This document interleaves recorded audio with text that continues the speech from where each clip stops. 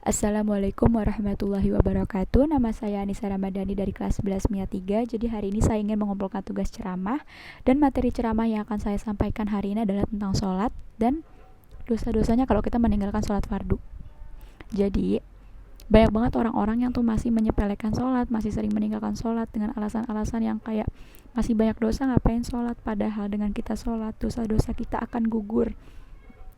Dengan kita memperbanyak sujud kepada Allah Subhanahu wa taala, insya Allah hidup kita tuh tenang, bukan hanya tenang di dunia tapi tenang di akhirat.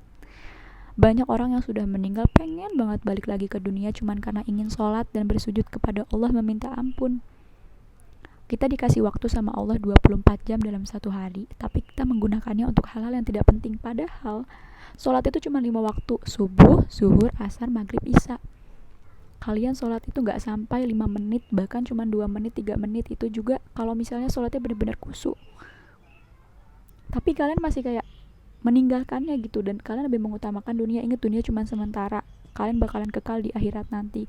Apa kalian pernah berpikir apa yang akan terjadi dengan kalian di akhirat nanti kalau kalian meninggalkan kewajiban kalian sebagai seorang muslim? Bayangin, sholat adalah kewajiban kita, sholat adalah tiang agama kita, tapi kita masih sering meninggalkannya.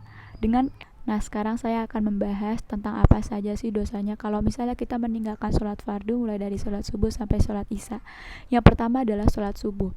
Satu kali saja kita meninggalkan sholat subuh, kita akan dimasukkan ke dalam neraka selama 30 tahun. Dan kalian tahu, 1 tahun di akhirat itu sama dengan 1000 tahun di dunia. Nauzubillah min zalik, semoga kita selalu terhindar dari siksa api neraka.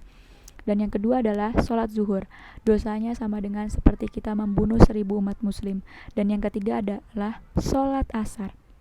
Allah sangat mengutamakan waktu asar. Jadi kalau misalnya kita meninggalkan sholat asar, selain dosanya itu seperti kita meruntuhkan Ka'bah, juga semua amalan yang kita lakukan saat itu, hari itu akan dihapus. Dan yang keempat adalah sholat maghrib. Sholat maghrib itu dosanya seperti kita berzina dengan orang tua kita sendiri. Dan yang terakhir adalah sholat isya. Dosanya Allah tidak akan meridhoi segala apa yang kita lakukan di dunia. Nah, segitu saja materi yang saya sampaikan tentang sholat dan dosa-dosa meninggalkan sholat fardu. Semoga dengan materi yang saya sampaikan ini bisa membuat orang yang masih sering meninggalkan sholatnya masih bolong-bolong, bisa tergerak hatinya untuk melaksanakan sholat. Karena sebagai seorang muslim, kita harus dan wajib untuk melaksanakan sholat. Anggap saja besok Allah memanggil kita, apakah kita sudah siap? Bekal kita sudah berapa banyak untuk masuk surga? Apakah amal-amal ibadah yang kita lakukan sudah cukup untuk masuk surga? Makanya sebelum semuanya terlambat, ayo sholat ya. Dari mulai kalian sholat, kalian akan memperbaiki diri dan menahan diri untuk melakukan dosa. Allah gak butuh kita, tapi kita yang butuh Allah. Sekian dari saya. Wassalamualaikum warahmatullahi wabarakatuh.